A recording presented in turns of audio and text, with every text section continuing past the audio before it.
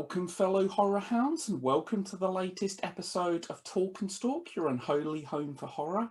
I'm your host, as always, Barry, and today I'm just really going to be talking about and giving my thoughts on the quite recently released trailer for Don't Breathe 2, which I believe is scheduled for an August release, so it's actually coming out next month.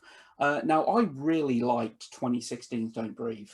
That was a movie that I thought was intense. It was claustrophobic. I thought Jane Levy was great in it. Scott Lang was great. He really brought a great level of, intensity and physicality to that role. A great movie. And I actually liked Fede Alvarez's previous film, which was 2013's Evil Dead. As reboots go and etc., I actually think 2013's Evil Dead is actually one of the best examples out there. Now, obviously, we got the trailer for this recently. Now, I'll be completely honest. I was not overly excited at the idea of a sequel to this movie.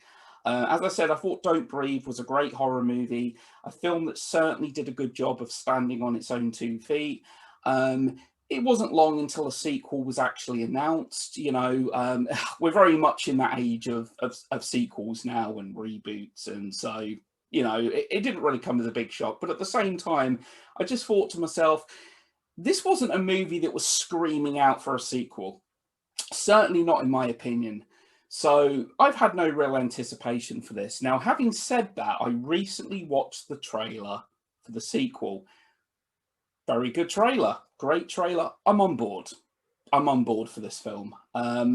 They seem to, even though this movie is not being directed by Fede Alvarez, he is actually producing. I believe this is by a first-time director, in fact. But going by the trailer, it certainly looks as though this movie is probably going to be able to capture, at least to a degree, the intensity that first movie had.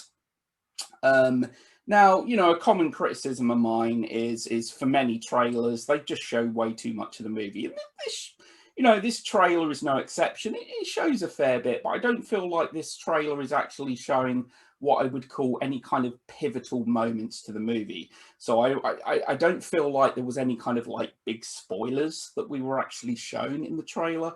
And the trailer was very good, I have to say. Now, interestingly, in the first movie, Scott Lang is seen as kind of the villainous character, if you will. I mean, he's there to protect his home, etc.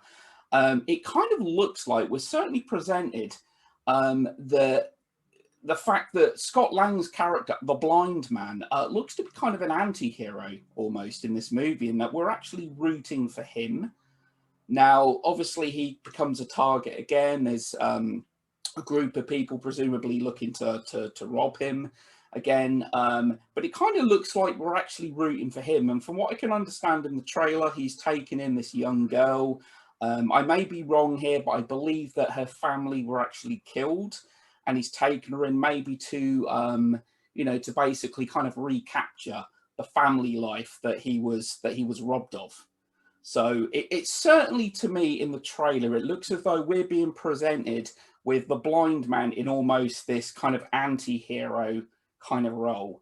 Now, I'll be honest, right? Even though I'm excited for this film now, having seen the trailer, I don't want this to become a franchise. I don't want this to end up becoming, getting to the point of like there's 3 or 4 Don't Breathes. And Scott Lang's character ends up becoming the new Jason Voorhees or Michael Myers. I'm sure that's not going to be the case, but obviously the first film went down really well with critics. Its reviews were very good.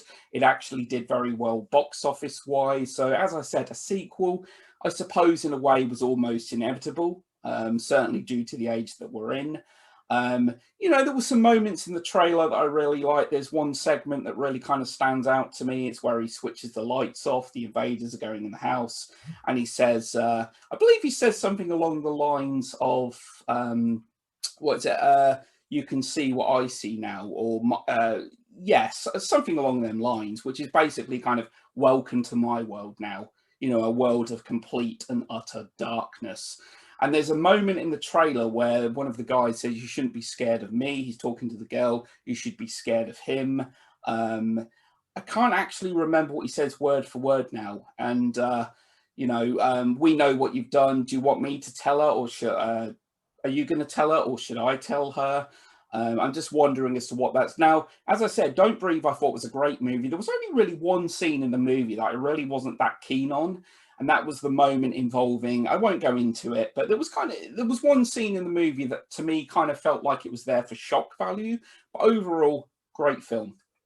Um, so yeah, I'm quite excited for this film. I thought it was a really good trailer without giving too much away. I mean, as all trailers do, the movie certainly gave away some sequences, some definite highlights of the film. The trailer was there to try and sell the movie.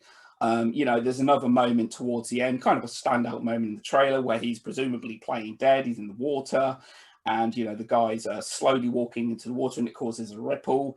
And he lays waste, gets the gun and starts shooting. I mean, I don't know. This is kind of like, I'm not sure if this guy's going to end up giving John Wick a run for his money or whatever. But I thought it was a really good trailer. I'll admit I didn't really have much excitement until I saw the trailer. I think a lot of people were kind of forgetting that there's even going to be a sequel to Don't Breathe.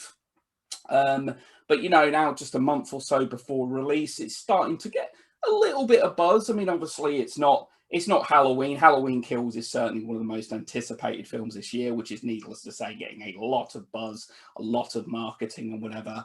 But Don't Breathe 2, I'm hoping if it can come close to the first film, I will be very happy because, as I said, I thought Don't Breathe was one of the best movies, one of the best horror films, at least, of 2016. So that's all I really want to talk about, actually. So thanks a lot to everyone that listened, and I'll be back again soon to haunt you and torment you. Take care.